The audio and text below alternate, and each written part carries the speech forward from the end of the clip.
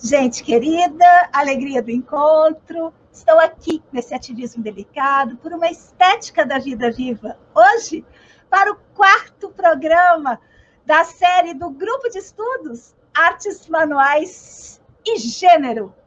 Esse programa faz parte de 4 das ações do ativismo delicado que estão acontecendo nesse semestre prolongado, porque vai até agosto. Depois de agosto, já estou pensando em outra coisa. 3 livros, 3 pessoas para ler e comentar o livro comigo, em programas que vão, digamos assim, de 3 em 3 meses.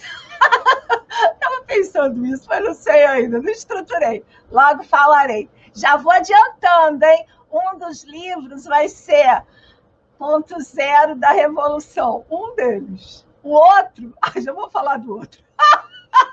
O outro vai ser o da Sueli Solnick. Como é que é mesmo o nome, Gabriela? Insurgência. Não. Ai, nossa, agora esqueci, está lá em cima. Não botei ele aqui. Bem, o último livro da Sueli Solnick. E o terceiro ainda não pensei, mas vou pensar. Muito bem. E, além de artes manuais e gênero, nós temos Tenda Filosófica, conversas por uma estética da vida viva. E Vida Beguine. Sabia que você pode se inscrever na Vida Beguine, afiação como modo de existir artífice? Nossa, lá a gente pensa a gênese, digamos assim, de muitas das ações desse feminismo ocidental que a gente produz. E o valor do feito à mão, a questão do preço da artesania, um grupo de estudos também. Vamos lá. Cadê? Aqui. Tudo isso quer dizer que a matéria pesa, é preciso corpo para lidar com o material. A ideia inicial é que, desde 2018, eu tenho construído campos de estudo para atualizar as nossas pós-graduações. E o valor do feito à mão, artes manuais e gênero, e os temas que percorrem a tenda filosófica fazem parte dessa atualização, assim como Vida Beguine, que é um modo de existir artífice que nos atravessa, mas que não começou conosco, é historicamente constituído, desde muito tempo antes da Idade Média, mas as Beguines estão lá, na Idade Média. Muito bem, a minha experiência, digamos assim, junto às questões de gênero, ela é muito pouca, porque os 2 principais guarda-chuva teóricos que eu frequento não são identitários, e as questões de gênero normalmente levam em consideração esse recorte da identidade. Não só ultrapassam isso, flexibilizam, endurecem, mas nas minhas referências, a questão de gênero nunca foi uma questão, apesar de que, agora falo, o devir mulher da escrita, que é, digamos assim, o conceito inédito que a minha tese de doutorado traz, né? Ele é uma potência, digamos assim, feminista, mas aí esse devir mulher como um devir minoritário, né? Um devir mulher de todo mundo, não fixado numa forma mulher, apesar de habitar formas historicamente atribuídas às mulheres, como as artes manuais. Assunto longo, né, gente? Um modo de ver. Claro, aí preconceitos, academia e feminismos sempre, né, tiveram assim um nariz torcido para as artes manuais. Para as artes manuais entrarem na academia, elas têm que se glamourizar, né? Elas têm que ir para o poste, elas têm que ir para a galeria, elas têm que virar performance, instalação, elas têm que se filiar à categoria de artes visuais. ou então ficar acomodada no passado, entrar nos inventários da cultura material, né? Da sociologia, da antropologia, que vão olhar para isso com uma distância enorme. Então, o jeito que a gente pensa artes manuais, que é as artes manuais com hífen, nem existe para eles. Por isso, desde 2015, quando defendi minha tese até agora, eu tenho construído um território de pesquisa que quer se diferenciar das artes visuais radicalmente, e também se descolar dessas artes aplicadas, artes decorativas, enfim, a gente está pensando isso através desse hífen, ou seja, como alguém se torna junto às artes manuais. Muito bem. É muita coisa, né? Mas a gente vai indo. Uma necessidade bem objetiva, que já está em ação. Por quê? Porque nós já construímos, e uma das integrantes do colegiado de coordenação pedagógica da pós-graduação Artes Manuais para Educação faz parte desse grupo de estudos, a Gabriela Frones. Já atualizamos as referências da nossa pós-graduação em Artes Manuais para Educação, ampliado por essas potências que atravessam por essas discussões de classe, gênero e as demais que nos atravessam aqui. Uma vontade, claro, fazer do conhecimento mais potente dos afetos e ver as potências da casa junto aos movimentos feministas. E eu tenho gostado, porque estou percorrendo, aí andei escutando umas vozes cada vez mais frequentes, né, de mulheres muito centrais na visibilidade feminista, recuperando essa casa, recuperando as práticas de cuidado. Ainda tem uma grande maioria de pessoas torcendo o nariz para o cuidado, ao invés de ampliar o cuidado e colocar o cuidado como uma potência humana de todos os seres humanos, né? Assim como é dos bichos e das plantas e de todo mundo. Mas isso tá mudando. Isso está me deixando alegre. Muito bem. Então, eu tenho uma companhia, quero trazer essa companhia para vocês, apresentá-las novamente, que é nossa querida Célia Letícia Gouveia Colette. Bordadeira, mãe de Jerônimo, filha de Heloísa e neta de Célia e de Letícia. Contadora de histórias, professora de antropologia da educação na Universidade Federal Fluminense, lá no Rio de Janeiro, ou aqui no Rio de Janeiro, doutora em antropologia social pelo Museu Nacional da Universidade Federal do Rio de Janeiro, especialista em terapia através do movimento pela Faculdade Angel Viana, coordenadora do projeto de pesquisa Antropologia e Educação Intricorporal, adoro isso, do projeto de extensão Experimentações em Antropologia, Arte, Intricorporalidade e Educação, e do projeto Na Borda, gosto disso também. Tem também a nossa querida Gabriela Drosina Frones Balosian. Gabriela é educadora feminista, guardiã dos saberes e sabores da casa e, em breve, especialista em artes manuais para educação e coordenadora da pós-graduação Artes Manuais para Educação. Por quê? Porque no nosso território é assim, você já se forma trabalhando. Até antes de se formar, você já está ampliando e dando consistência aos projetos. Tem se dedicado a pesquisar narrativas múltiplas de formas de vidas livres de opressão para com todos os seres do planeta. Nos dias que o capitalismo ganha, borda, tricota, pinta, cozinha. E Isabela Maria Albuquerque dos Santos Carneiro, costureira bordadeira e licenciada em Ciências Sociais e Arte Educadora.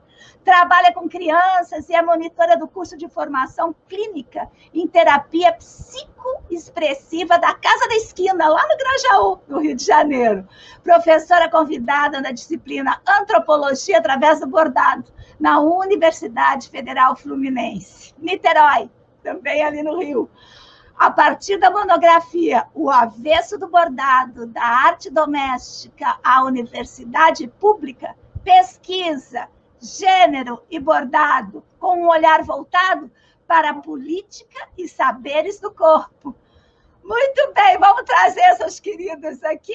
Deixa eu ver se... Ah, não, ainda não, pera, tem que falar mais uma coisa. Espera um pouco, travei. Se você quiser se organizar para estar conosco nas gravações, hoje a gente tem 2 pessoas. Já mando um beijinho para vocês. Deixa eu ver, tem um comentário, já vou aproveitar para ler aqui. Vamos ver quem é que está aqui. Renata Mateone Bacera. Ai, céus, habitar esse hífen é um desafio. Renata é pesquisadora, egressa da pós-graduação Artes Manuais para a Educação, uma especialista maravilhosa nesse nosso desafio. Muito bem, agora vou trazer aqui o nosso estudo primeiro. Olha, primeiro a gente falamos de terra, falamos de necessidade. Hoje vamos falar de materialidade. Chegamos ao meio da questão e já parece que a gente está mergulhado nisso faz uma vida. E está mesmo. Logo em seguida, os próximos 3 encontros, casa, corpo, tempo. Olha quem está aqui também. Olívia Lima, dando boa tarde a todas. Ela também é coordenadora da pós-graduação Artes Manuais para a Educação, faz parte do colegiado, junto com a Gabriela. Então, agora nós vamos de materialidade. Bora lá? Agora sim eu vou trazer essas queridas. Muito bem. Como vocês chegam, queridas? Boa tarde. Menina, oi, Gabriela, Isabela, tudo bem? Oi, boa tarde, gente. Olha só, agora que eu parei de falar que eu vi o recadinho da Gabriela Frone sobre o nome do livro. Eu estou bem caduquinha, muita coisa, né, gente? Da Sueli Ronick, Esferas, eu não conseguia lembrar disso, da insurreição. Porque a gente tem na pós-graduação Artes Manuais para Terapias, tópicos avançados, que é por uma clínica insurgente. Então, como lá na Sueli Ronick também fala de clínica, eu já estava ficando doidinha. Esferas da Insurreição. Livro que eu vou ler com mais 3 pessoas, que eu ainda não sei quem são, assim que terminarem esses estudos. Vamos fazer 3 livros, 3 pessoas cada um, e a gente vai ler juntas até o final do ano. Muito bem. Quem que começa a falar? Célia? Vamos começar? Então vamos. Olha só, gente, antes da Célia começar, deixa eu trazer uma fofoca. A Gabriela mandou um recadinho assim: acho que vou falar demais. Daqui a pouco a Célia fala: acho que vai falar demais. Vou falar demais. Então, você que está aí, vai lá, faz uma pipoca e vem cá. Vamos ficar aqui pelo menos 2 horas juntos. Vamos lá, então. Vou mudar para cá. A palavra é sua, querida. Tá bom, obrigada. Eu vou tentar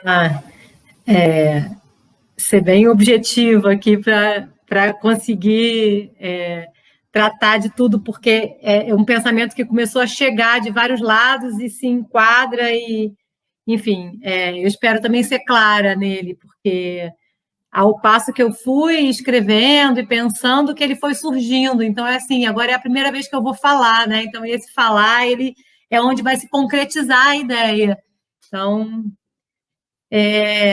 Então, primeira coisa que eu queria chamar a atenção é para essa metodologia que a Nina está propondo para a gente, né? Desses desafios mensais, né? E isso está me trazendo... sempre está funcionando de uma forma que tem a ver com o meu estudo com o bordado, que eu chamo de pensamento dentro-fora, né? Essa ideia cartesiana da gente sempre pensar dentro da cabeça, né? Dentro só com a gente, tudo. E a ideia de o que seria um pensamento com o fora, né? E nesse fora é muito legal, porque a gente está aqui nesse grupo de estudo, então, ao mesmo tempo que eu estou falando aqui, eu estou pensando, né? Então, é um pensamento já com o fora, porque é um pensamento com vocês. Mas, por outro lado, também tem acontecido, durante o período de maturação da ideia para a gente pensar aqui, essa ideia, esse processo, né? Então, o que aconteceu nesse mês? Eu fiquei 3 semanas, assim, tentando buscar e pensando alguma coisa, fui no livro do Ingold, fui buscar algumas coisas que eu já tinha, né, também escrito sobre materialidade, tudo, mas não era aquilo, né? E eu estou aprendendo a ter uma confiança nesse tempo, né? Que vai dar certo, enfim, vai vir uma coisa, né? E eu quero falar isso porque eu acho que isso faz parte do que a gente está conversando aqui, faz parte do nosso processo. Então, aí nessa semana, eu ainda entrei a semana, ainda sem saber por onde que eu ia, com algumas anotações. Falei para elas que na quarta-feira eu já ia sentar e escrever, mas esse sentar e escrever não funcionou. O que funcionou? Na quarta-feira eu tive uma reunião com uma colega lá da UF, a Olivia, ela trabalha com pessoas cegas, né? Ela tem esse trabalho, então a gente conversou muito sobre a questão do tato. Enfim, sobre outras coisas, outros projetos e tudo, mas aquilo ficou. E no dia seguinte, na quinta-feira, eu tive aula que eu estou fazendo com a professora de bordado argentina, que é a Marian Kivik, acho que fala assim, sobre bordado, enfim, sobre experiências de bordado, que eu estou podendo fazer, né? Porque agora é a pandemia, a gente está fazendo esse curso online. E aí eu quero começar a partir... E aí, esses 2 encontros me deram o fio que eu puxei, e aí fui longe com o que eu vou falar aqui. Né? A Olivia, através dessa questão do tato, que vai ser muito importante durante tudo que eu vou falar. E a Miriam eu vou trazer como a partir de uma anedota, enfim, uma historinha, né, do que aconteceu nessa aula de quinta-feira, que coincidentemente ou não coincidentemente me deu toda essa argumentação, me fez com que eu pudesse alinhavar várias coisas que já estavam vindo em mim e se concretizaram nessa história. Então, ela vai contar o seguinte, ela estava dando aula na Alemanha, em um curso de arte, enfim, não sei, num museu, alguma coisa, aula de bordado numa sala, e era uma escola de arte. Então, na sala ao lado, tinha um professor de escultura, um escultor. E, algum dia lá, esse professor foi visitar a sala dela, passou por lá, na sala que ela estava trabalhando com bordado com as alunas dela, e ele chegou, falou várias coisas, e aí ela conta que ele falou para ela assim, olha que interessante, vocês trabalham, né, em referência ao bordado, né, esse trabalho que vocês fazem é um trabalho feminino. Eu acho que ele trabalhava em pedra, eu não sei muito bem qual era, a minha conexão também estava subindo e caindo, e eu perdi um pouco, eu não me lembro. Mas eu acho que ele falava assim, eu trabalho com a pedra de homem para homem. E aí eu falei, gente, é isso aí. Que história é essa, né? Que história é essa de que o que ele está fazendo aqui? Ele está trabalhando a partir de uma oposição, né? A pedra é dura, então ele está chamando a pedra de homem, né? E o tecido é suave, eu vou pegar essa oposição, dureza e suavidade, e essa suavidade, então, o bordado é uma mulher, né? Porque ele está falando isso, de homem para homem, ele está dizendo que a pedra é um homem, né? E aí eu falei, aqui tem pano para manga, né? Para a gente costurar aqui, né? E aí isso me fez pensar, né, exatamente nisso, né? Na nossa sociedade ocidental, né, se a gente é ocidentalizada, né, nessa sociedade, a sociedade com essa divisão de gênero que a gente frequenta, cada vez menos, mas ainda muito muito baseada numa determinada classificação que já vem de séculos, né? A gente relaciona homem com dureza e mulher com suavidade. E aí vocês percebem que eu já estou entrando no tato, né? A nossa classificação de gênero é muito interessante isso, passa pelo tato, né? Por uma questão tátil, né? Eu fico até meio arrepiada com isso, assim, né? Porque é muito, muito forte para a pesquisa que a gente vem fazendo, né? E aí alguém podia chegar e falar assim, pegar isso ao pé da letra e falar assim, não, mas tem mulheres que trabalham com pedra, né? Tem mulheres duras, né? Ou como a Nina colocou lá, dentro da identidade, né? Sei lá, que ela falou do corpo mulher, né? Pode frequentar um masculino, um feminino, enfim, né? Então, fiquei pensando nisso, né? Que a gente começar, eu não sei se vocês conhecem em São Paulo, em Juiz de Fora, essa palavra que é bololô. Acho que a Isabela deve conhecer, o que é um bololô? Um bololô é um monte de... A nossa professora Marcela Carvalho incluiu essa expressão no nosso léxico. É uma expressão, eu acho, cunhada pela infância dela, pelo que ela trouxe, o bololô. Ela é do Rio também, né? Então, o bololô. Então, o que eu estou propondo aqui? A partir dessa história, a gente começar a esgarçar esse bololô de linha, né? E ver que tem mais coisa, além dessa questão, como a Nina bem colocou, identitária, né? Nessa história. E aí, a gente pode ver que... Aí eu acho que eu já vou entrar até um pouquinho... acho que fazer um gancho, dar um spoiler já do que a Isabela vai tratar, que a gente já fofocou também meio por fora, mas vou tratar de uma outra perspectiva, né? Ver que o gênero é índice de qualidades táteis para a classificação em nossa sociedade, aquilo que eu estava falando, né? Então, em nossa sociedade, a gente traz essa qualidade tátil da dureza e da suavidade para falar sobre gênero. Mas não só isso, né? O gênero também é classificado através dessas qualidades táteis, né? Então, a gente tem como se dois pares, assim, né? O homem e a mulher, né? A dureza e a suavidade. Se encontrando para, na nossa classificação, que é uma classificação muito particular em todas as sociedades do mundo, né? Particular, e é muito interessante estudar historicamente como é que isso foi sendo construído, né? Mas foi uma construção que hoje em dia a gente ainda se depara com ela, né? O homem, tanto é que a mulher macho, né, é aquela mulher dura, né? Então a gente faz essa, ou então o homem afeminado é o homem suave. Então essas duas categorias táteis são muito importantes para a nossa classificação de gênero. Né? Então a gente tem, né? Eu já vou inserir mais um par aqui. Então, a gente tem o par mulher-homem, né? Suave, duro, e esse que é o masculino e o feminino, né? E a gente já se perguntaria isso. Será que sempre o feminino e o masculino tem a ver com o homem e com a mulher? Né? A Nina também já antecipou isso na fala dela inicial, né? Que a gente pode ter constituições masculinas e femininas dentro de pessoas constituídas, vistas como homem, e pessoas vistas como mulheres. E aí, eu peço licença para ir num livro, que é esse livro aqui, O Gênero da Dádiva, da Mary Statham. Vou botar de lado para... e eu queria ler um pedacinho, rapidinho, porque ela vai fazer um estudo na Melanésia, né? Ela está estudando a questão do gênero lá na Melanésia. E aí, ela vai falar... onde é que fica a Melanésia? Localiza... A Melanésia é ali, enfim, para aquele lado da Oceania, da Austrália, né? São ilhas ali da Oceania. Ok. Né?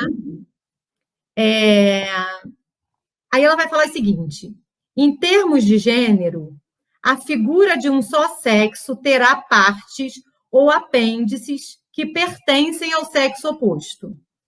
Essas são imaginadas como englobadas ou contidas no interior do corpo singular, já que só uma forma unitária pode aparecer contendo uma diferenciação interna desse tipo.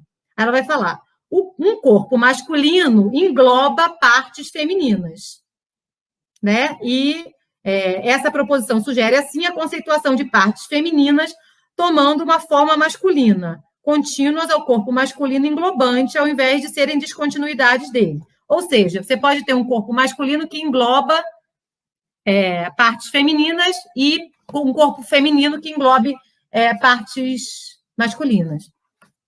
Eu estou indo para a Melanésia também para a gente começar a desconstruir essa nossa cabeça muito ocidentalizada, né?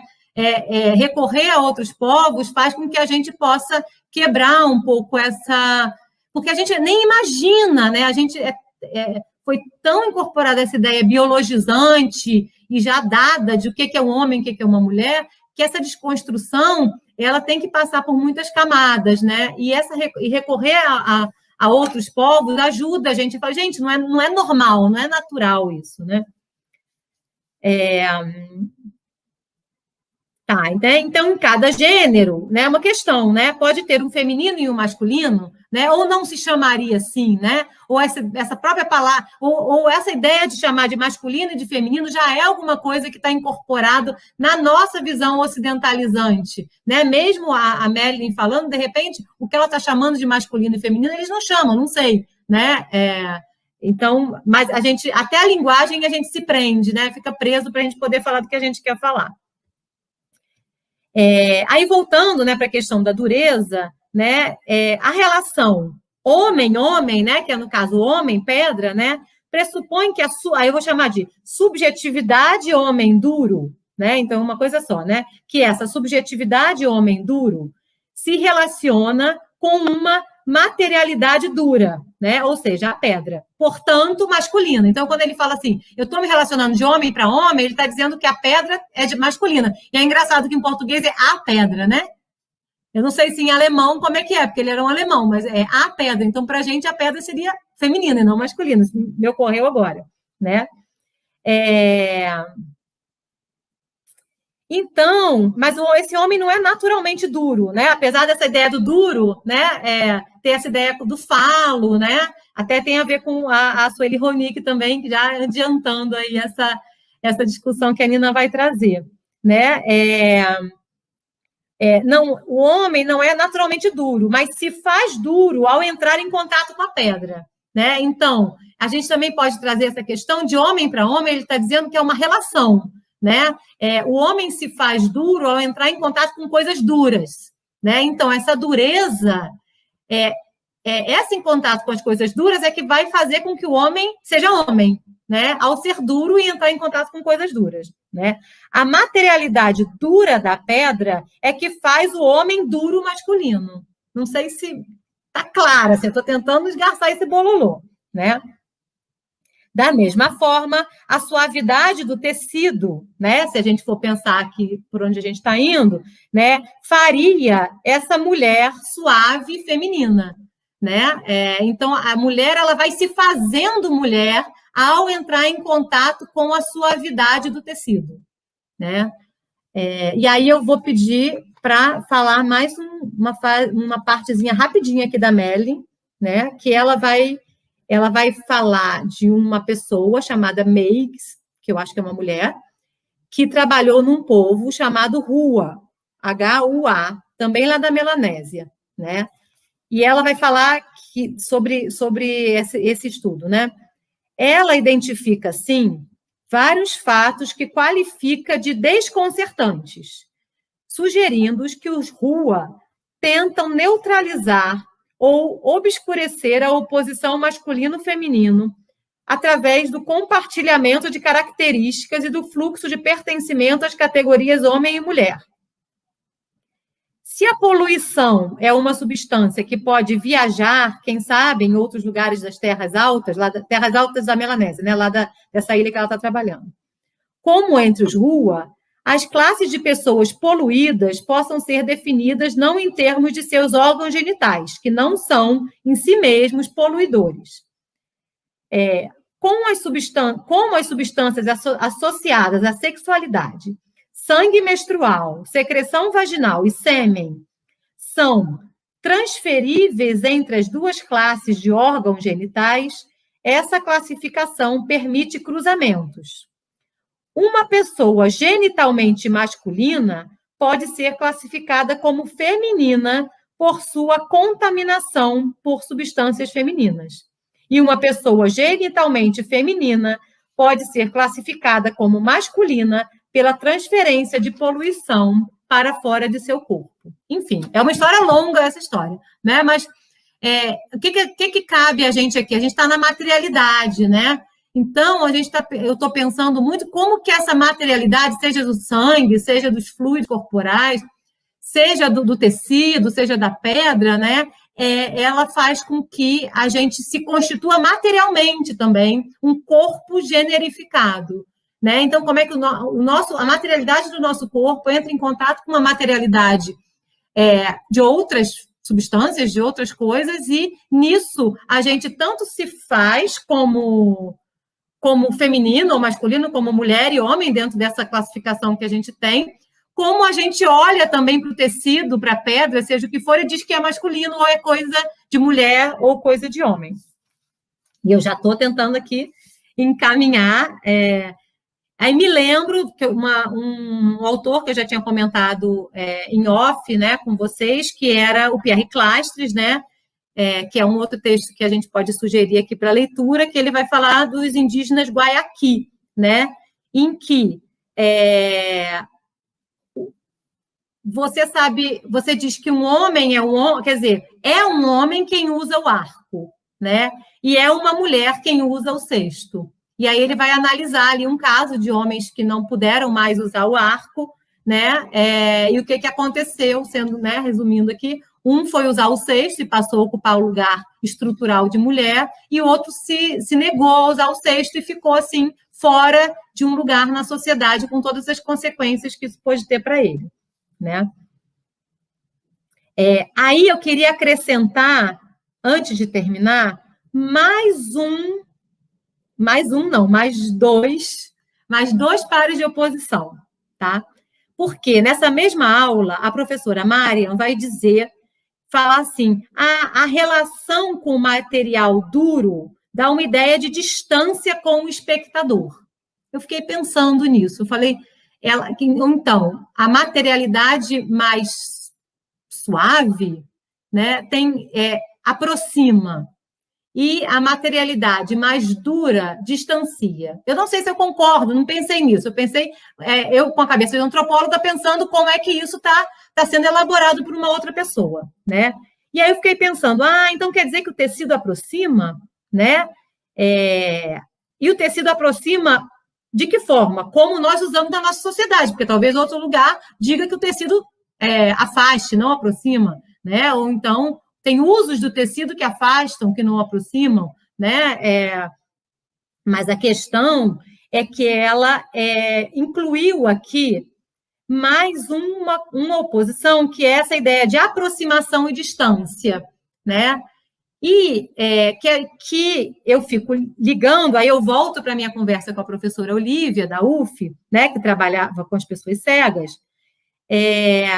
e aí eu ligo, a distância, ela é capturada pela visão, né? Quando a gente está distante, a gente não captura pelo tato, mas pela visão, né? Então, a distância, ela está muito ligada a esse órgão, né?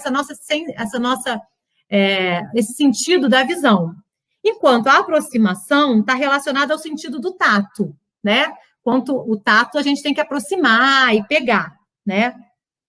Então, desse lado da distância e da visão, a gente começa a pode colocar, que aí vem um pouco do que eu estava conversando com a professora Olívia, a questão do masculino, porque, na verdade, a nossa conversa era o que seria uma escrita feminina, né? E aí a gente estava conversando sobre isso. A visão, essa ideia da visão, esse sentido da visão, ele é muito privilegiado na sociedade ocidental e muito ligado com essa visão androcêntrica.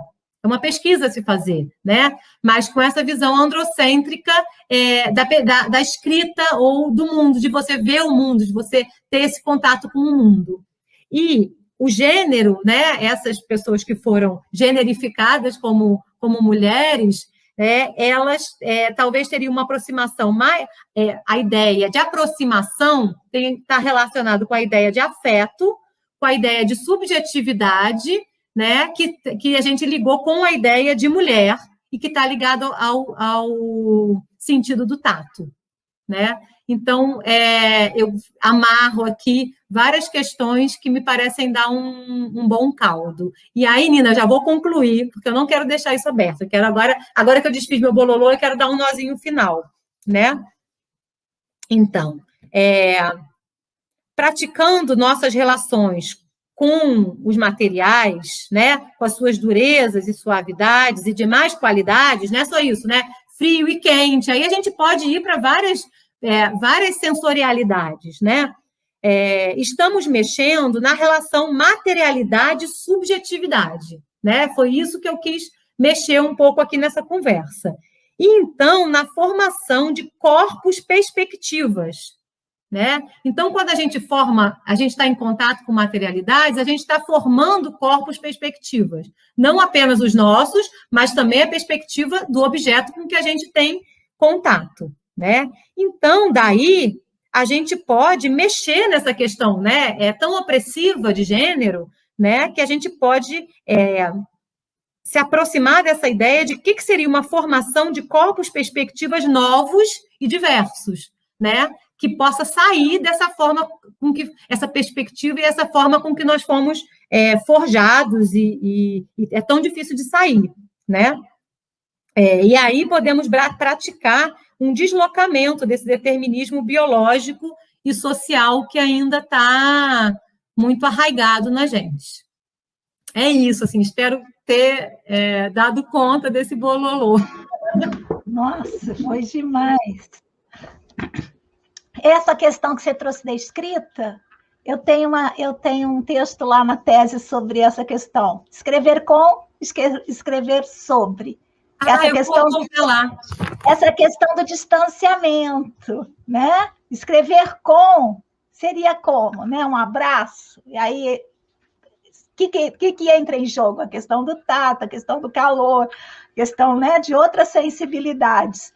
Enfim, mas vou passar a palavra, então, para Isabela, não é? Então, sim. Vamos dar a Isabela de lugar aqui, agradecendo demais a Célia. Nossa, que viagem boa. Isabela, manda ver aí, querida. Tá bom. Oi, pessoal, tudo bem? Gente, me segurando aqui para não comentar as coisas da Célia, né? Eu só anotei aqui o que eu quero falar, mas, assim, né? Eu acho muita coincidência, né? Que eu acho que no final a gente sempre se esbarra em vários lugares. Todo mundo aqui, né? Cada uma decide uma coisa e no final a gente se encontra em algum ponto, né? E, assim, eu queria começar um pouco da minha fala. Eu acho que eu não vou me estender tanto, gente. Eu acho que eu não vou falar tanto, tá? Só para avisar. Mas, assim, eu começo com a frase que eu até mandei para as meninas no grupo, que era: a matéria é atribuída pelo gênero ou o gênero é atribuído pela matéria? E, assim, eu acho que tem muito a ver com isso que a Célia falou, porque quando a gente começou a falar sobre materialidade, foi um dos temas, assim, como todos os outros, que me intrigaram muito. Eu fiquei, nossa, onde eu vou, por onde eu começo? Só que nessa pesquisa que eu fiz para chegar aqui hoje, eu cheguei a uma conclusão que eu acho que a gente começa em tudo, né? A vida tem essa relação da matéria e do gênero, que eu acho que tem muito a ver com o que a Célia falou. Tudo nosso é muito determinado de acordo com essa utilidade desses objetos materiais e como o gênero está atrelado a isso. Eu li um texto, um artigo muito bom, que é Bordado e Transgressão, que ele fala das questões de gênero na arte da Rosana Paulino e da Rosana Palazion, acho que é isso que fala. E esse texto me trouxe muitas reflexões, porque logo no início ele fala de um artista que eu gosto muito, que é a Célia que me mostrou, que é o Leonilson, que ele trabalha com bordado e ele é assumidamente um homem gay, e ele fala sobre como o trabalho dele, né, principalmente por ele ser um homem gay, tem um toque de feminino que as pessoas assumem, né? Tipo, ele é um homem gay, então ele vai fazer um bordado, como se fosse óbvio, sabe? E eu acho isso muito, muito intrigante mesmo, porque eu passei por um pouco essa trajetória de ler sobre esses lugares dessas artes manuais, das artes, de tudo, E nas próprias academias de artes, quando você faz uma faculdade, um processo assim, tinha, né? Hoje em dia não é mais assim, mas ainda tem toda uma visibilidade muito maior para essas artes de escultura, de pintura, e que são artes que há muito tempo atrás, inclusive até na Bauhaus, que é conhecidíssima, que é super moderna, em algum momento, a escola deles de artes e designer tinha uma coisa de um ateliê voltado para essa escultura, pintura, e um ateliê que era claramente menos usado, geralmente era por mulheres, e também era menos, assim, bem estruturado mesmo, assim, não tinha material suficiente, que era um ateliê voltado para o bordado, voltado para as costuras. E, assim, isso já diz muito sobre muita coisa, né? Que, primeiro, que nesse lugar das artes, sendo artes de escultura, artes de pintura, essas artes talvez até meio brutas, como a Célia trouxe, da coisa da dureza, vem essa coisa do masculino, a maioria são homens que fazem, e eles são mais valorizados. E essa coisa da mulher, do suave, do artesanato, da linha, do fio, do tecido, fica num lugar menos valorizado e que, dentro desse determinismo material, acaba que homens que estão habitando esses espaços, que são vistos como femininos, é como se eles fossem menos homens, porque tem essa polaridade, né, do feminino e masculino o tempo todo.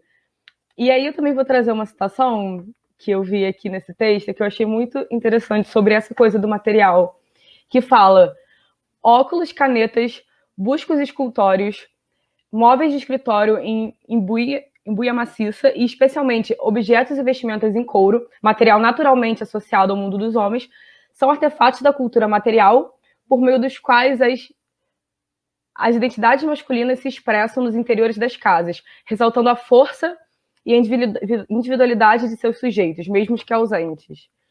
Então, assim, nessa citação que fala sobre materiais do dia a dia, que é óculos, gente, um monte de gente aqui usa óculos, né? Ele é um objeto que é associado a uma cultura masculina, que é uma cultura também de talvez um escritório. E até nesse caminho eu fiquei pensando sobre outros objetos que, assim, na verdade, todos os objetos são marcados por esse binarismo de gênero, e um deles foi a vestimenta, né? A roupa. Em algum momento da história, mulheres não podiam usar calça jeans, não usava calça, porque o objeto ele marca essa divisão de gênero.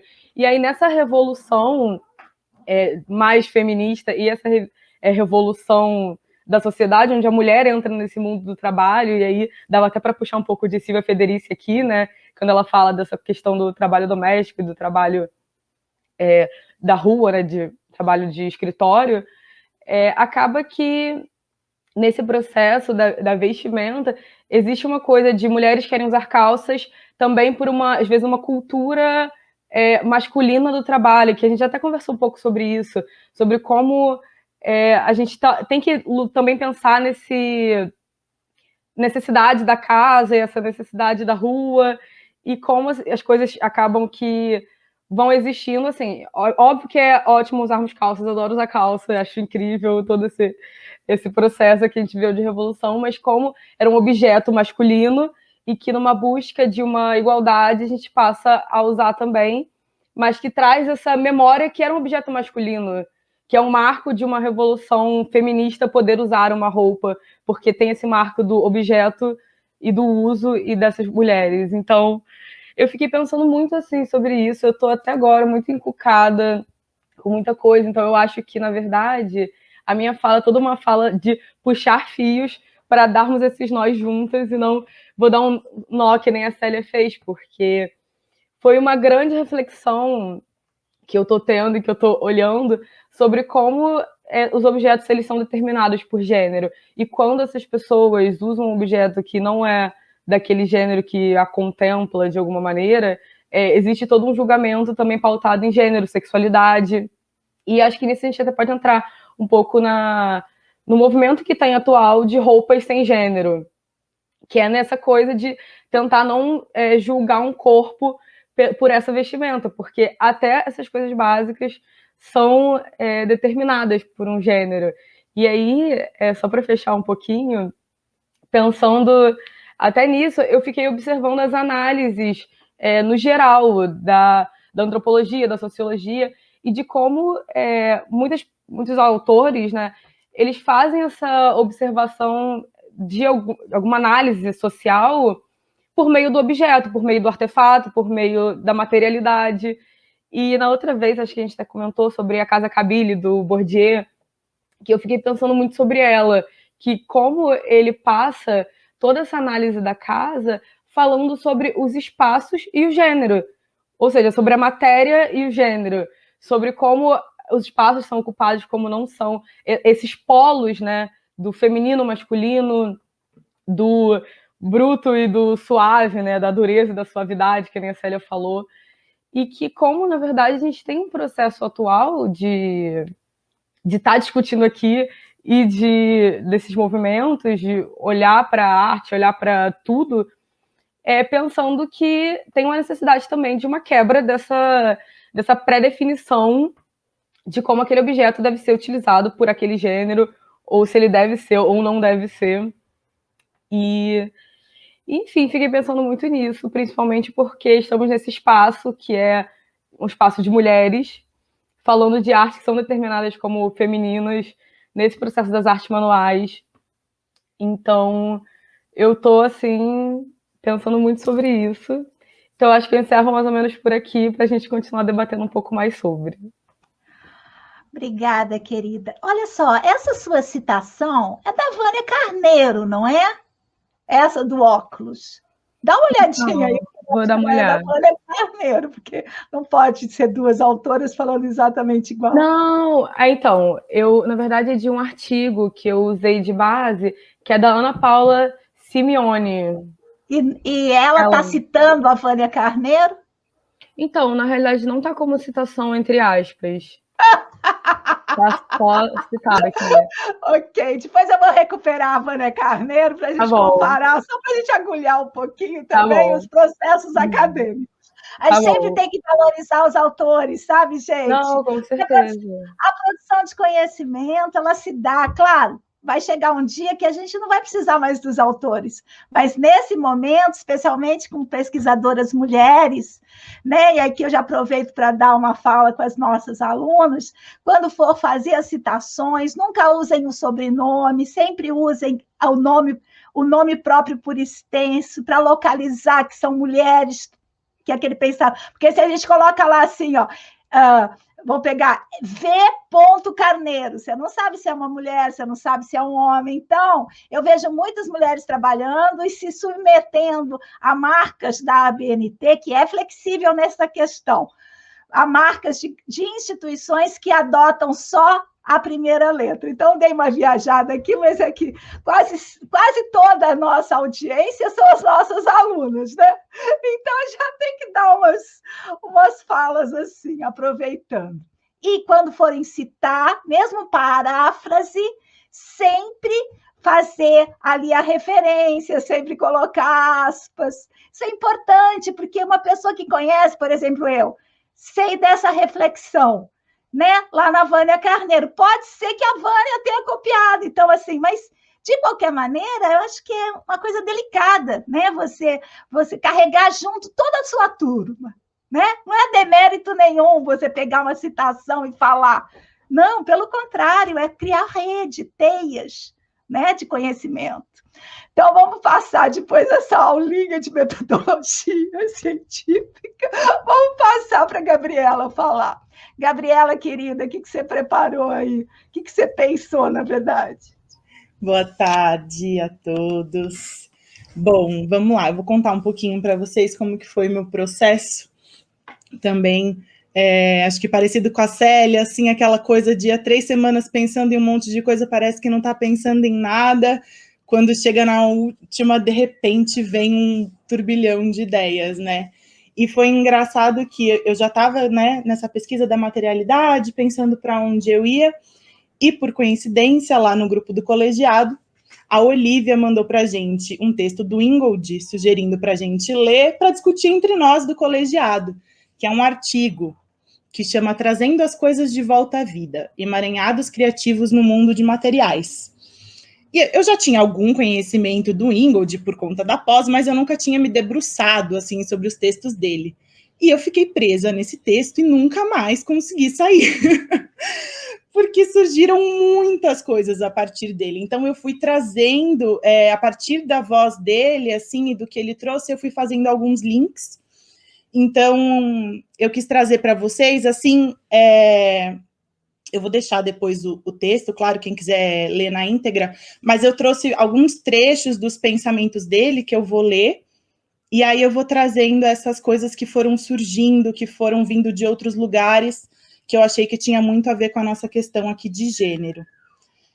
Então, o Ingold, ele já começa trazendo um pensamento do pintor Paul Klee, em que ele diz assim, isso quem está dizendo é o Paul Klee: os processos de gênese e crescimento que produzem as formas que encontramos no mundo em que habitamos são mais importantes que as próprias formas.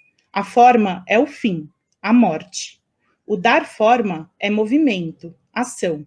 O dar forma é vida. A arte não reproduz o visível, ela torna visível. Ela busca unir as forças que trazem à tona a forma. Então, Ingold convida os filósofos Deleuze e Guattari, que, partindo de Klee, vão argumentar que o mundo onde há vida, a relação essencial se dá não entre a matéria e a forma, entre substância e atributos, mas entre materiais e forças. Então, o objetivo final do autor, como ele mesmo traz nesse artigo, é apontar e trazer uma ontologia que dê primazia aos processos de formação ao invés do produto final, e aos fluxos e transformações dos materiais, ao invés dos estados da matéria. Então, ele vai trazer para a gente um pouco sobre a concepção de objetos e coisas.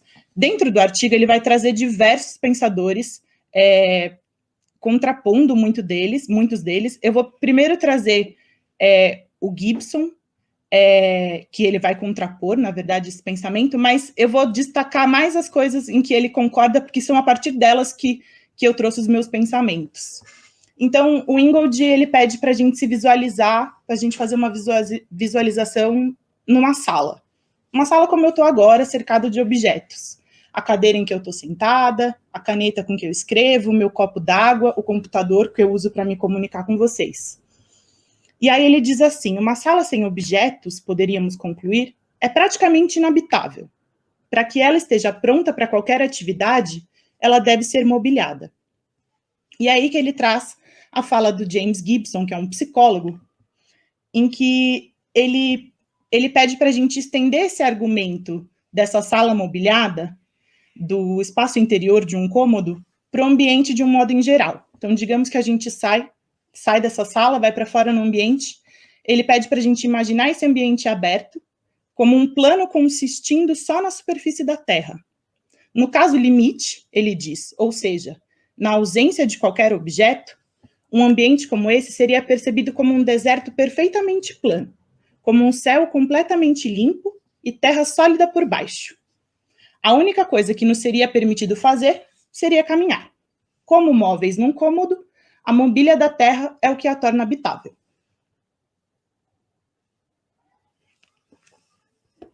Então, o Ingold, ele propõe para a gente um outro olhar. Então, ele pede para a gente sair dessa sala, imaginar que vamos dar uma volta nesse ambiente lá fora, e a gente entra numa floresta. A gente olha à nossa volta e estamos cercados de troncos, galhos, e o ambiente parece repleto, parece cheio.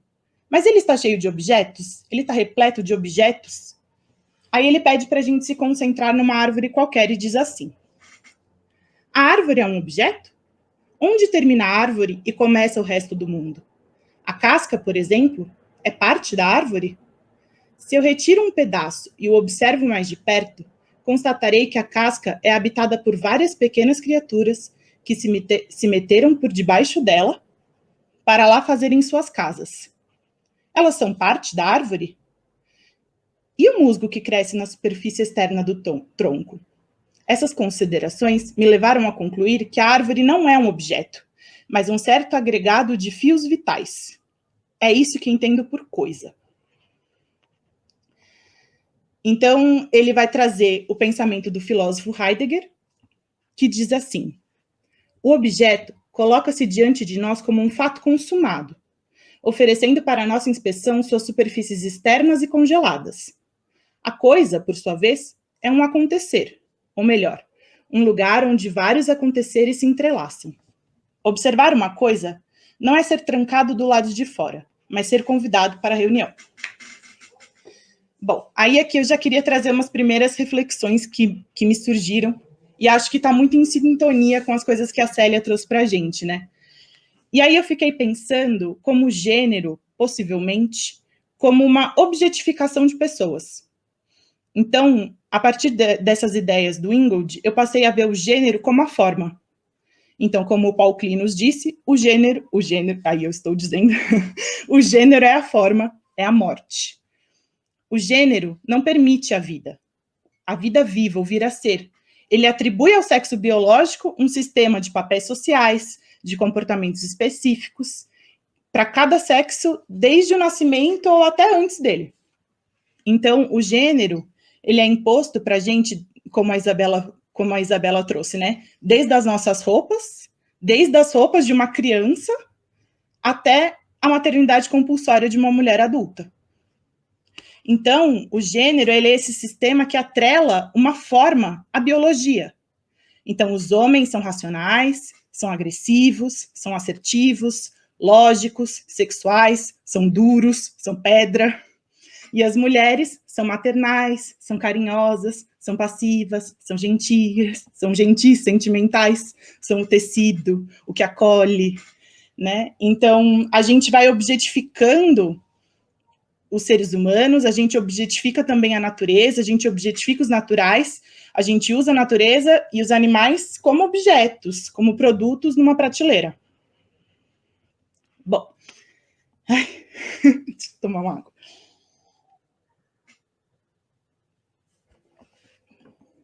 Daí eu vou voltar um pouco para o texto do Ingold, em que ele vai falar sobre vida e agência. Vou trazer a voz dele. Concluímos que, ao olharmos para o ambiente lá fora, não encontramos objetos, como dentro de uma sala. Podemos falar em inchaços, crescimentos, afloramentos, cavidades, mas não em objetos. Embora nós possamos ocupar um mundo repleto de objetos, para o ocupante, os conteúdos do mundo parecem já se encontrar trancados em suas formas finais, fechados em si mesmos. Habitar o mundo, ao contrário, é se juntar ao processo de formação. E o mundo que se abre aos habitantes é fundamentalmente um ambiente sem objetos. Estou seguindo, lendo o texto, tá? A voz do Ingold. No lugar dos substantivos de Gibson, que denotam itens mobiliários,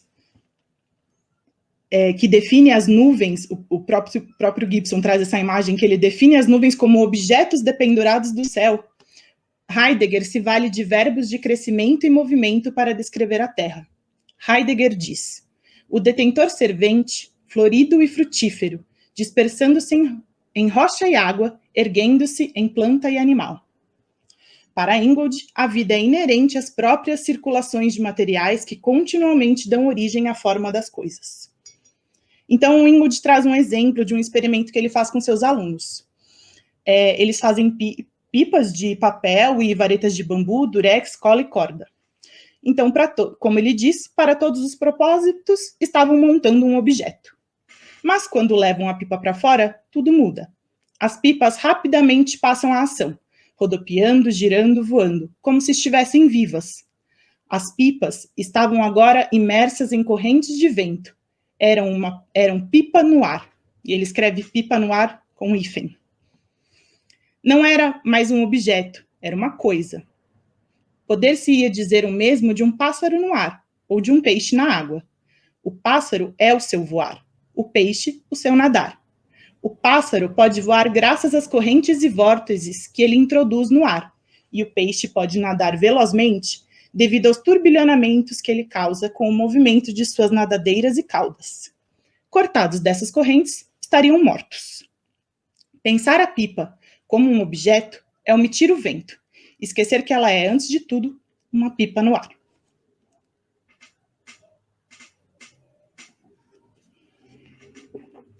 Bom, aqui eu queria fazer mais uma reflexão, porque parece que é muito mais fácil a gente entender uma árvore como um ser repleto de vida. Uma árvore na terra, uma árvore no ar. Mais fácil do que entender uma pipa. Mas ainda assim, com esse pensamento, a gente consegue compreender a pipa no ar. Mas a pipa não é, senão, a própria árvore. O papel, o bambu, a cola. E em que momento, esse é um questionamento meu, em que momento e de que maneira as vidas deixam de ser vida e passam a ser objetos, formas mortas, passam a ser vistos por sua utilidade. Então, o Ingold sugere que o problema da agência nasce da tentativa de reanimar um mundo de coisas já morto ou tornado inerte pela interrupção dos fluxos de substância que lhe dão vida. Mas as coisas se movem e crescem porque elas estão vivas, não porque elas têm agência. E elas estão vivas precisamente porque não foram reduzidas ao estado de objeto. E aí eu fiquei pensando nos seres humanos, nas pessoas. De que outras maneiras a gente é reduzida a estado de objeto, de forma, de um fim? Então, eu já trouxe a questão do gênero como uma possibilidade. A gente tem uma profissão, uma utilidade, que muitas vezes é atrelada ao nosso gênero. E tem casos que são ainda mais gritantes dessa objetificação. Então, a gente, principalmente de mulheres, né? Então, a gente tem corpos que são usados como objetos de prazer, que são comprados, usados e descartados. A gente tem corpos que são comprados para gestacionar, e o cliente ainda tem o direito de se sentir insatisfeito com o produto gerado e querer devolver ou descartar. Eu não estou falando isso à toa. Teve uma notícia que eu li, que aconteceu no estado do Paraná. Eu não anotei o ano, mas depois eu coloco a notícia para vocês.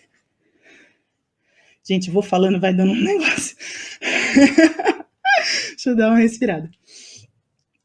A notícia era de que um casal procurou uma clínica de fertilização para realizar um tratamento de reprodução assistida. Então, eles precisaram de uma mulher para fazer a gestação, a mulher não podia, a que queria, né, a do casal. Então, foram implantados 4 óvulos, dos quais 3 fertilizaram. Os pacientes ficaram insatisfeitos, porque eles não queriam uma família tão grande. Então, no final, decidiram que ficariam apenas com 2 das 3 crianças, já que não desejavam essa família tão grande. Logo após o nascimento, eles entregaram um dos bebês para adoção. Depois dessa notícia, não dá nem vontade de continuar, porque a minha fé na humanidade... Mas, enfim. Aí eu fiquei pensando muito sobre a nossa visão de mundo e de vida e dessa objetificação. E paralelamente, eu estava fazendo um estudo, vou fazer assim um desvio um pouco para trazer isso, tá? Eu estava fazendo uma leitura dos Cadernos Selvagens, que são uns registros de um encontro que é chamado Encontro Selvagem, que reuniu, acho que já tiveram 2 encontros desses, que reuniram pesquisadores, pensadores e representantes indígenas de várias culturas para falar sobre vida.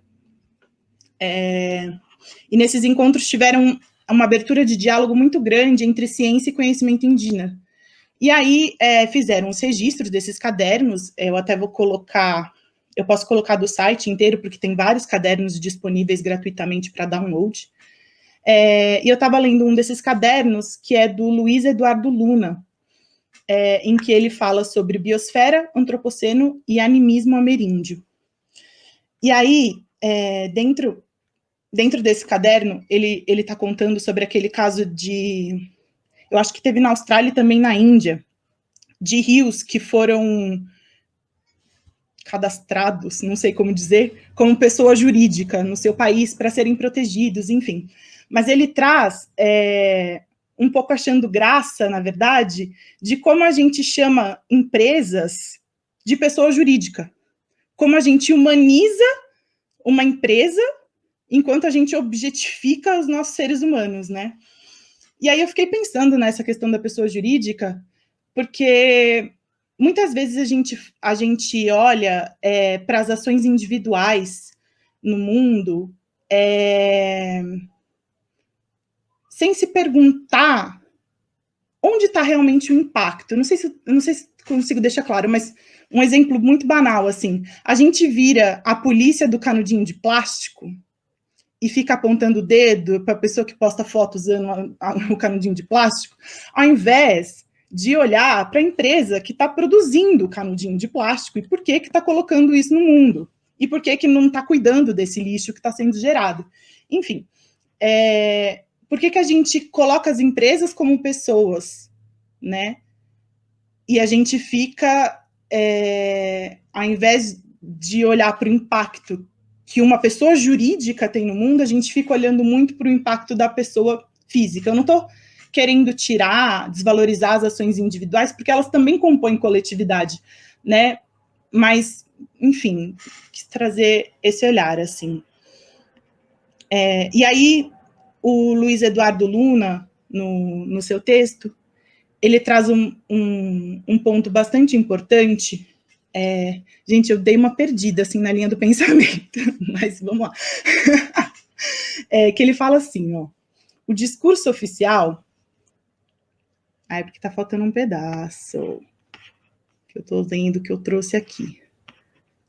Enfim, bem, ele está falando sobre como nós fomos colonizados de diversas maneiras. Mas aí esse trecho ele diz assim, o discurso oficial é que os europeus trouxeram a civilização às Américas. Somos ideologicamente colonizados. E que ideologia é essa? A da excepcionalidade do ser humano. Esta ideia tem no mínimo duas fontes. A primeira é religiosa. Na concepção bíblica, o homem é feito à imagem de Deus, dá nome e se converte em senhor do resto das espécies. A segunda fonte é filosófica. Para os gregos, o homem é a medida de tudo, como dizia Protágoras no século V, antes de Cristo. Aristóteles afirma que as plantas têm alma vegetativa e os animais alma sensitiva, e coloca o ser humano no topo da pirâmide por ter alma racional. E aí, eu gostaria de lembrar que quem tem alma racional é o homem. A mulher tem alma sentimental. Bem, vamos voltar para o Ingold. Ele vai falar um pouco, então, sobre materiais e materialidade. No texto, no artigo, ele vai trazer mais 2 outros pontos, mas esse é o último ponto que eu vou trazer aqui, que é importante para a gente.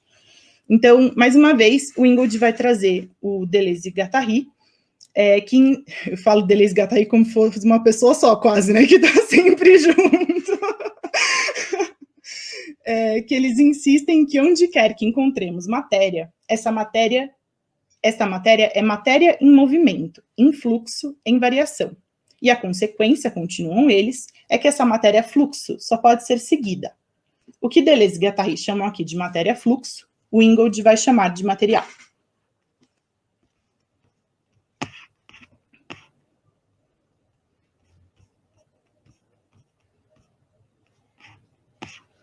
Desculpa. Então, o Ingold vai sugerir que aquele ambiente, eu não trouxe esse, ele chama de ambiente sem objetos, que é aquele ambiente que para o Gibson aquele deserto completamente sem nada. Então, o Ingold sugere que esse ambiente ele não é um mundo material, mas um mundo de materiais, de matéria em fluxo. Então, seguir esses materiais é entrar no mundo que está em fervura constante. E aí ele fala assim, no lugar de compará-lo a um grande museu ou loja de departamento, nos quais os objetos encontram-se dispostos de acordo com seus atributos ou origem, seria melhor imaginar o mundo como uma grande cozinha, bem abastecida com ingredientes de todos os tipos. Ou então, um paralelo mais próximo seja o laboratório de um alquimista. A alquimia é a antiga ciência de lidar com os materiais e não entender muito bem o que se passa com eles. Então, os praticantes no ambiente, diz o Ingold, no ambiente sem objetos, o que o cozinheiro ou o alquimista fazem não é impor forma à matéria, mas reunir materiais diversos e combinar e redirecionar o seu fluxo, tentando antecipar aquilo que irá emergir. Esforço e vigilância são necessários para manter as coisas intactas, sejam elas potes ou pessoas. O mesmo vale para o jardineiro, que deve estar sempre vigilante para impedir que o jardim se transforme numa mata. Já estou quase acabando, tá, gente? E aí eu fiquei pensando, eu achei muito engraçado essa conexão que ele faz, como nós, habitantes desse lugar, enquanto cozinheiros ou alquimistas, e eu fiquei pensando nessa necessidade de controle, né? Que dessa objetificação, que é querer que a vida não se manifeste. Porque a vida, ela é caos, a vida ela é incontrolável, ela é livre. Ela cresce como uma mata. E nós somos os jardineiros lá tentando impedir que a floresta não cresça, não nasça, né? Então a gente controla a mata, controla as vidas, controla os corpos, controla a natureza, a gente objetifica, a gente quer forma, a gente quer monocultura. E aí eu pensei em alguns exemplos sobre esse controle, um deles foi os alimentos, né, que a gente joga pesticida, joga agrotóxico para que não haja manifestação de vida alguma ali. Se você tenta brotar um alimento, ele não brota. E fiquei pensando nas crianças que a gente tenta controlar. Desde o nascimento, a gente define um gênero que vem acompanhado de um manual de comportamento, de um controle de como aquele corpo deve existir no mundo, de quais as brincadeiras que são adequadas para aquela criança daquele gênero, se aquela criança ela pode chorar, se ela pode se vestir, enfim. E aí o Ingold, ele mesmo traz isso mais tarde no texto dele, dizendo assim: a sociedade moderna, é claro, tem aversão ao caos, mas por mais que ela tenha tentado, através de engenharia, construir um mundo material à altura de suas expectativas, ou seja, um mundo de objetos discretos e bem ordenados, e aqui eu digo de pessoas discretas e bem ordenadas, as suas aspirações são constantemente frustradas pela recusa da vida em ser contida. Se ao transformar a Terra em superfície ou encarcerar corpos, nós bloqueamos essas trocas, nada poderá viver. Numa estrada, ele traz esse exemplo que eu achei ótimo. Numa estrada asfaltada ou fundação de concreto, nada pode crescer, a menos que haja um abastecimento a partir de fontes remotas. Mas mesmo o mais resistente dos materiais não pode resistir para sempre aos efeitos da erosão e desgaste. A superfície asfaltada, atacada por raízes por baixo e pela ação do vento, chuva e geadas por cima, eventualmente racha e se despedaça, permitindo às plantas crescerem através dela para se misturarem e se ligarem novamente à luz, ao ar e à umidade da atmosfera. Onde quer que olhemos, os materiais ativos da vida estão vencendo a mão morta da materialidade que tenta tolhê-los. Gente, depois dessa eu saí assim, time Ingold. Compartilhei com a Olivia que ela estava falando tanto dele, falei, pronto, amiga, você tem uma pessoa para te acompanhar nesses estudos. Bom, eu quero só fechar esse pensamento que eu acho que acabaram vindo tantas coisas, eu mexi nisso tantas vezes, e aí eu colocava mais coisas, eu tirava, eu colocava de volta. Mas, assim, o que eu tentei trazer com essas reflexões é tentar trazer um pensamento sobre a nossa relação com o mundo vivo, desde uma pedra, de uma árvore, de um animal, até uma criança ou um adulto com quem a gente convive. Então, essa forma de olhar o mundo como objeto se infiltrou tanto no nosso pensamento que a gente estende esse olhar para nós mesmos, né? Então, o que eu quero trazer aqui, tentar trazer, é a importância da mudança desse olhar, né? Como, por exemplo, com as coisas que a Célia trouxe, né? E já que a gente está aqui falando em artes manuais, a gente pode começar a mudar esse olhar pelo nosso olhar com o material, né? Eles não são formas mortas e objetos que estão lá para a gente usar como a gente bem entender. Eles são vida.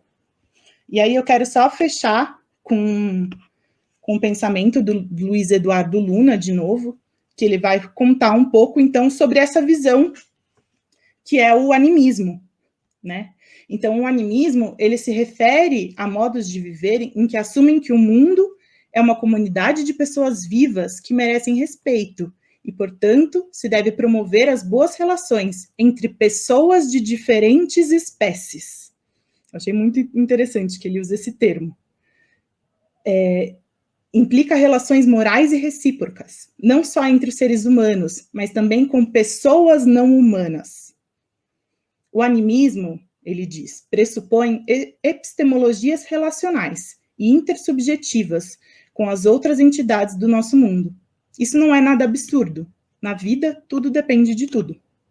As relações simbióticas são essenciais.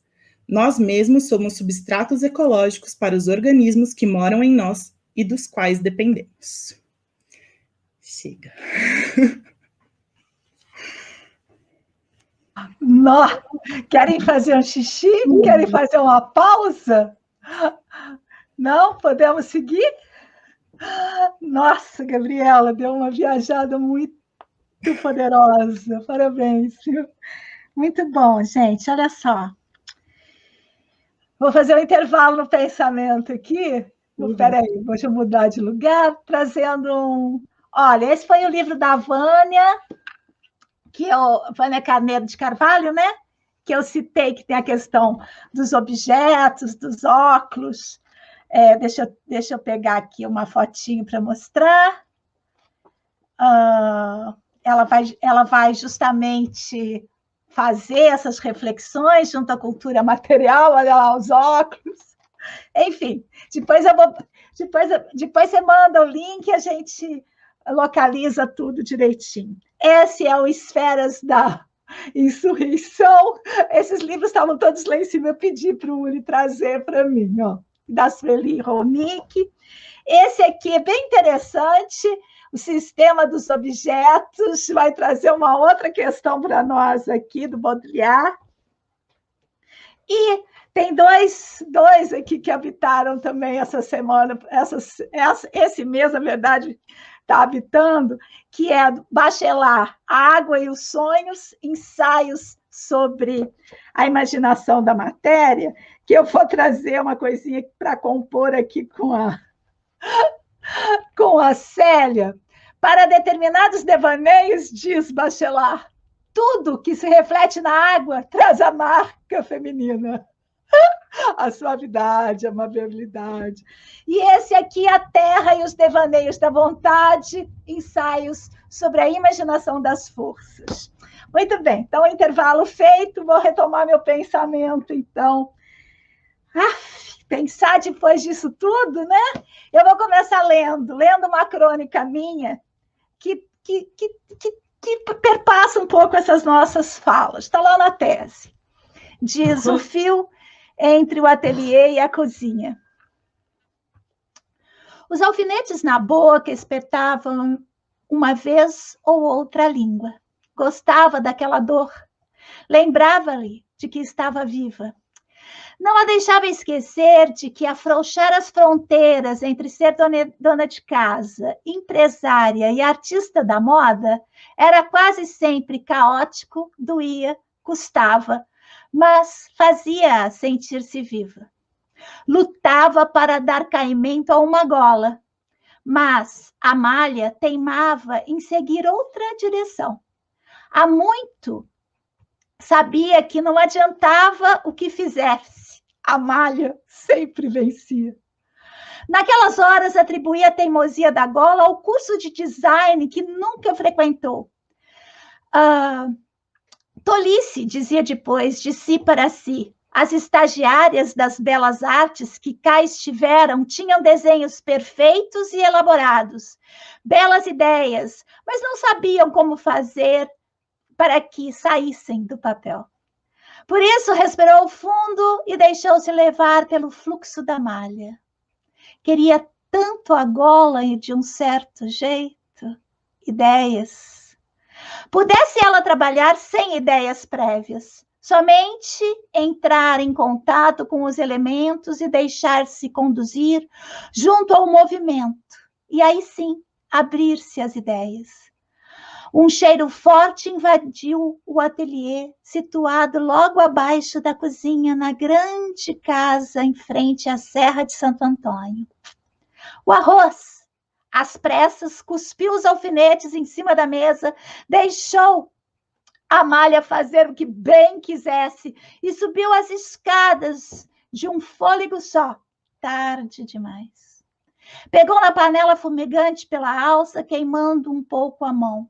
No sumiço repentino do pegador, agarrou o pano de prato e completou o trajeto até a pia. Lançou um jato de água sobre a pedra fria, pousou a panela quente sobre a poça que se formou e escutou o chiado com um misto de encantamento e desespero. Tarde demais. Outra vez, o arroz queimado. O marido tinha razão. Está sempre com a cabeça à lua, Ana. Ainda tentando raspar a crosta escura do fundo da panela, lembrou-se de que havia esquecido de acrescentar arroz à lista das compras. Foi o último. Faria macarrão. Um bom macarrão instantâneo resolveria o jantar. Então, percebeu no movimento da água sobre a panela a solução. Está lá. A gola, sim. Basta-me isso e a malha cairá de maneira especial. Desceu as escadas rumo ao ateliê, aos saltos de 2 em 2, agarrou os alfinetes em cima da mesa, um deles espetou-a bem em cima do recém-queimado da mão. Sentiu dor, sentiu vida. Está cá, a gola caidinha, não do jeito como eu havia imaginado, como ideal, mas ainda melhor. Uma relação de intensidade entre o material e a ideia, o perfeito possível. Estava alegre, quase eufórica. Criar o possível, era isso que a mantinha plena e viva. Cozinharia um macarrão chinês com legumes e shoyu para o jantar e acenderei velas. Uma grande noite. Se o marido perguntasse o que estavam celebrando com o jantar especial, apenas sorriria. Difícil explicar a potência que sentia. Ele não entenderia a alegria que se dá na mistura de um arroz queimado com gola de malha, queimaduras e espetadas. Eu trouxe minha personagem, que é uma personagem real, né? É a Otília Santos, dona daquela rede em Lisboa, Chicoração, famosa estilista, designer de moda. Porque ela traz nessas questões a posição da mulher, as linhas de fuga, a materialidade e, agora sim, entrando no meu tema, uma relação não autocrática com o material. Então, esse início, né? Eu estou inaugurando lá numa epistemologia, porque tudo isso que a gente falou está calcado num modo de ver o mundo, né? Numa epistemologia dicotômica, né? Que separa o sujeito do objeto, que é a epistemologia da representação, né? A representação é a questão lá na identidade, aqui no objeto. E esses autores todos e todas as nossas pesquisas querem o quê? Ultrapassar o modo de pensar que pensa o mundo numa dicotomia sujeito-objeto. Essa dicotomia sujeito-objeto possibilita transformar em objetos tudo o que não se autoconsidera sujeito, digamos assim, né? Então, constrói, digamos, uma dinâmica de pensamento, cognitiva, que a linguagem dá suporte, porque a linguagem ela é toda dicotômica, então ela favorece, digamos assim, essa representação e essa dicotomia entre sujeito e objeto. E, evidentemente, que a gente passou pelas vozes de vocês, mas é uma coisa linda de ver também, né? Como que aquele que é mais forte, que detém a força, é quem é sujeito.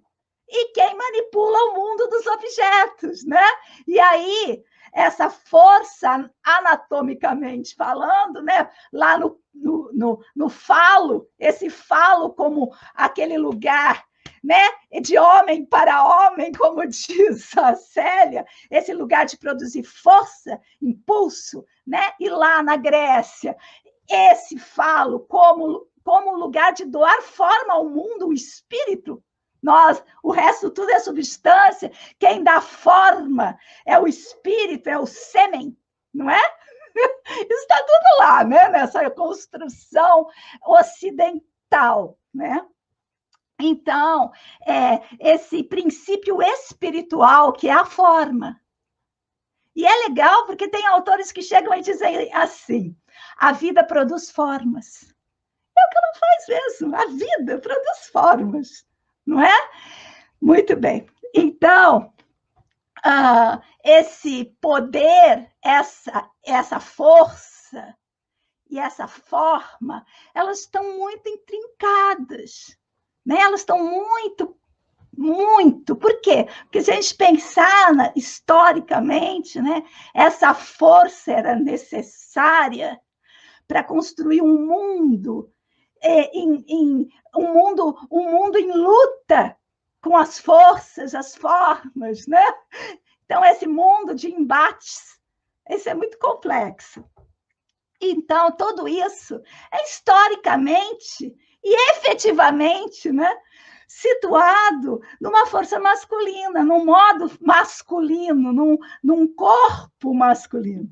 E aí as coisas vão mudando. A força física já não é a coisa mais importante, o valor mais importante para a constituição de uma vida. Mas as sequelas históricas vão se adaptando a outros lugares, né? E vão construindo mundos assujeitados a esses modos. Então, se a gente for pensar nessas relações de poder, que foi isso que eu trouxe agora, né? Nessas relações de poder constituídas a partir da força muscular, sinestésica, da força da dureza, né? Desse embate necessário, num mundo onde isso já não é, né? Se reflete em muitas outras coisas. E eu quero voltar agora para a materialidade. Então, numa proposta spinozana, como foi a proposta do Ingold, né? Que foi a proposta já até anotei aqui, dessa epistemologia relacional, que vem lá na voz do Luiz Eduardo Lunas, né?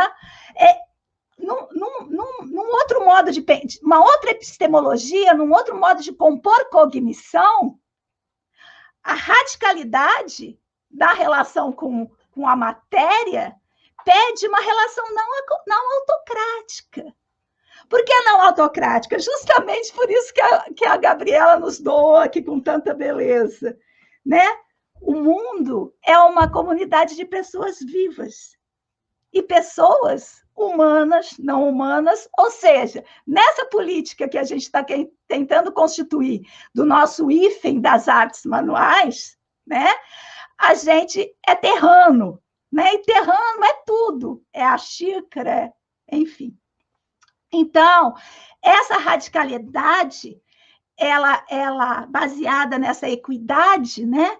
Ela exige até mesmo uma relação não autocrática com o material.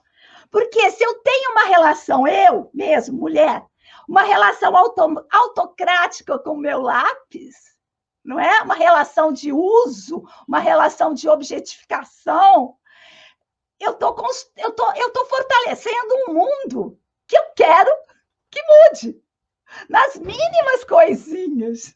Não é? Por quê? Porque a hora que eu penso nessa pipa no céu, que nem lá no Ingold, né? Na hora que eu penso nesse lápis com outro modo, com uma cognição relacional, com uma epistemologia relacional, quando eu produzo conhecimento a partir de olhar para o mundo como forças, né? Como forças que se transformam em formas, quando eu paro de querer também trazer a forma como a coisa má, a força como a coisa boa, né? Espírito, matéria, todas essas dicotomias, quando eu abro mão disso e penso só nas relações, né? Eu me abro para a possibilidade também de tratar gênero de outra maneira. digamos assim, se a gente trabalhar muito bem, muito bem, muito bem, muito bem em todas as instâncias, vai chegar um momento em que gênero não vai ser questão. Né? Por quê? Porque cada lápis vai ser tratado com a mesma veneração, vou usar essa palavra, né? Do bebê, ou de uma árvore, ou de um homem, ou de uma mulher, né? Então, toda essa concepção que está ligada ao modo de produzir cognição, que é o modo dicotômico, intelectivo, digamos assim, ele coloca as coisas numa pirâmide de valor. Porque a questão não é a diferença do suave para o duro, elas são reais, né? Da matéria bruta, da água. A questão são os valores. Atribuir a primazia do duro em detrimento do suave. Ou decalcar o duro ao falo erecto, que é uma coisa assim, muito rara, né? Precisa até de comprimidos e tal. E o mole, a mulher, né? Então, esses decalques, que são representacionais, é que são o problema. A nossa luta é contra isso, e não contra o duro, contra o mole, Não, a nossa luta a luta que eu digo a gente tem que aprender a pensar de outra maneira, né? Pensar ultrapassando essas dicotomias, esses binarismos que constituem o pensamento ocidental. Por isso, tem gente que vai em outros pensamentos para ver como é possível, sim, né, fazer isso. Porém, o meu exercício é como é possível fazer isso nesse pensamento ocidental, né? Transformar isso mesmo, fazer ver as dicotomias, fazer ver esse modo de conhecer essas epistemologias, essa cognição que se plasma nesse lugar, né? Porque daí continua criando binarismo em todas as coisas, né? Sempre. Ou, como disse alguém que eu já perdi, pares opositivos, né? Para finalizar, materialidade. Eu gosto de trazer a voz da Lansol. O corpo é o espírito agora, né? Um conceito operativo foi o que eu tentei trazer aqui, uma relação não autocrática com o material. Isso vale para a gola, na hora que a gente está fazendo. O que a gola quer?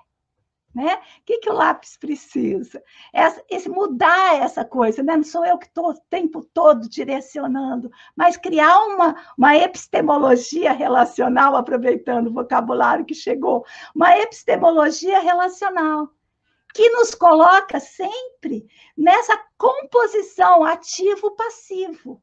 Ativo, ora imperam as forças ativas, ora você é receptivo, né? Então, o tempo todo esse jogo. E acho que é isso. Falei demais também, caramba. A gente fala muito, né? Muito bem. Quem está assistindo, vai dar uma volta, respira, acelera a gravação nos pontos, tá bem? Eu tenho que falar rápido, mas ainda dá para me ouvir em 1,25, em 1,50. Tem gente que tem que ouvir em 2,0.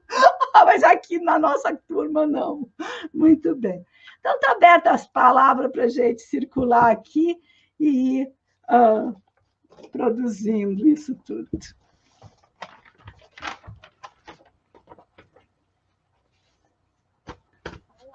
Arrematar um pouco, foi muita coisa, né? Acho que a Nina estava trazendo e relaciona com tudo, eu acho, essa questão do sujeito e do objeto, né? Que também foi o que a Gabriela trouxe, né? Na palavra do Luna, e Isabela também trouxe essa questão, né, dos objetos, e os objetos que formam o quê, né?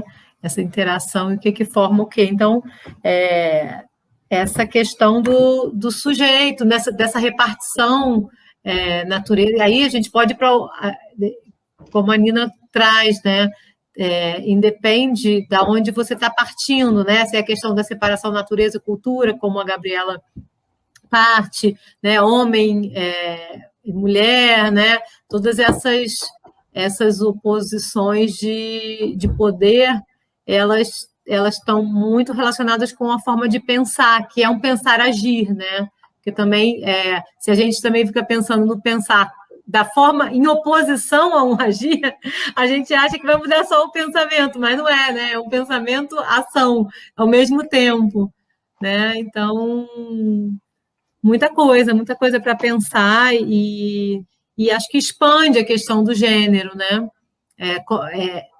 Conecta a nossa discussão que a gente está tendo aqui de gênero com o mundo todo, né? Como a Gabriela traz, né? Com a paisagem. Não tem mais paisagem e figura, né? Não tem mais figura e fundo. Tá tudo conectado. E aí, como está tudo conectado, aonde você mexe, você está mexendo no todo, né?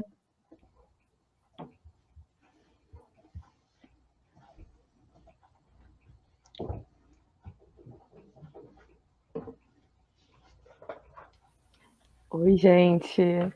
Eu acho que eu tô sem palavras até. Eu falei aqui para poder falar que eu tô assim. Nossa, foi tanta coisa.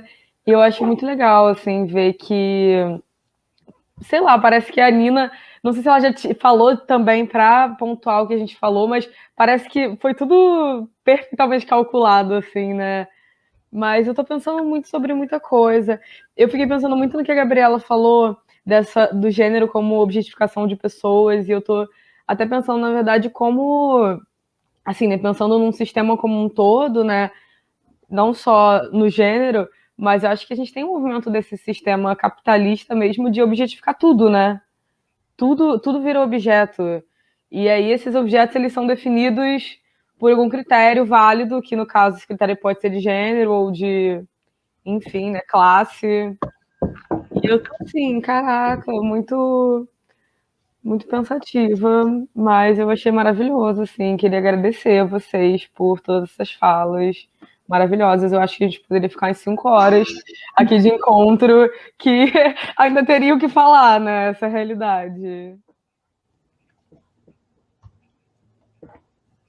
Eu também não tenho muito mais o que acrescentar. Hoje eu falei mais do que imaginava, mas toda vez eu quero agradecer vocês, porque o conhecimento que eu não acredito. Quando a gente chega aqui e sai tudo isso, eu falo assim, nossa, eu não consigo acreditar em tudo isso que a gente produz juntas. Isso que a gente só se... Porque se a gente se encontrasse para falar, vamos combinar e trazer e discutir antes da gente gravar, a gente ia precisar passar umas 5 horas gravando. Porque só isso que vocês já trouxeram, eu já tenho outras 1000 coisas que eu quero pensar. Ai, gente. Vou só trazer o Ingold, que faltou, tá, gente? Vou estar vivo. Aqui tem um capítulo material contra materialidade. Será que é isso? Acho que é isso. Materiais contra materialidade, capítulo 2. Vou deixar lá no nosso site, vou deixar... O que mais? Os textos de apoio de vocês, né? Os cadernos selvagens. E aí, vamos em frente. Muito bem. O que eu acho, gente, que o que a gente tem que produzir é outros modos mesmo de pensar, né? Outros modos de pensar. E esses outros modos de pensar, eles são cotidianos. Porque tudo o que a gente faz, tudo, nós das artes manuais, sempre é baseado na cultura do sujeito-objeto separado. Você atua sobre a coisa e não com a coisa. E quando você atua com a coisa, essa mudança, né, de relação e de uso, porque com, né, objetos você usa, né, com você compõe, porque o objeto fica meio você fica meio ele. Então, eu acho que esse exercício é um exercício, sim, de pensamento, né? Ação. Então, essa coisa assim, no lápis, no mínimo, do cotidiano, cada uma de nós, na nossa ação, né? Como é que eu ultrapasso essa dicotomia? Alguns autores, filósofos, que esse mundo está calcado, dizem que não dá, né? Se a gente pensar em Descartes, se a gente pensar em Kant, dizem que é impossível ultrapassar essa dicotomia. Mas a gente está vendo que, sim, é possível, e é possível fazer isso através de uma cartografia das forças, né? Um exercício bobinho que a gente costuma fazer nas nossas pós-graduações, um exercício bobo, assim, que é olhar para essa xícara e pensar nela, sabe? Desde quando ela era terra. Desde quando ela era terra e vem aqui. Aí pensar nos devires dela, né? Quando que ela vai quebrar e fazer e transformar. Então, no momento mesmo em que você se coloca em experiência de pensamento e para de lidar com objetos e começa a lidar com forças que constituem mundos, né? Eu acho que a partir daí a gente começa também a contaminar outras coisas, a mudar ações. E o mais importante, né, gente? Mudar a gente mesmo nessas relações, né? E aí a gente para desse mundo representacional, né? A forma tal, onde a gente vê só os estados. A gente não vê as relações, os entres, os fluxos entre um estado e outro. É isso que é esse salto, digamos assim, que a gente tem que dar na cognição. E todas essas epistemologias, né, elas trabalham para nos apoiar a dar esse salto cognitivo. Um salto cognitivo que nos aproxima, inclusive, de todo um mundo originário, né, que se constitui, digamos assim, fora desse modo de ser ocidental, né? Por quê? Porque isso é uma maneira, né, de estar no mundo, mas existem múltiplas outras, né? A Célia mesmo estava trazendo. Bem, mas será que teria homem e mulher? Será que seria composição binária lá? Se eles não tivessem afetados pela língua da antropóloga, que via pinto, homem, via peito, mulher, né? Ela mesma já tinha isso. Será que lá, entre eles, essas marcas teriam essas denominações? Será que esse modo que a linguagem ocidental, baseada nesses valores dicotômicos, constituída, nominada por eles, né? Será que em outras línguas isso daria outras coisas? Então, é isso que a gente aprende, pelo menos para mim, é assim que a gente aprende com os povos outros, né? Mas a gente aprende, escuta como eles fazem, mas isso é uma coisa. A outra coisa é tentar pensar diferente junto ao lápis, ao fio do bordado, né? Tentar construir uma coisa na sua cotidianidade, digamos assim. Enfim, muito bem. Ai, mais alguma coisa, gente? Falei demais de novo. Ai. Mais alguma coisa? Mais alguém? Não? Acabou? Fiquem aí. Vou fechar a nossa transmissão, agradecendo os comentários. A Renata falou, maravilhosas as reflexões, agradeço. A Olivia e a Renata ficaram aqui até o finzinho. Obrigada, viu, queridos? Saudades grandes. Vou terminar, então, aqui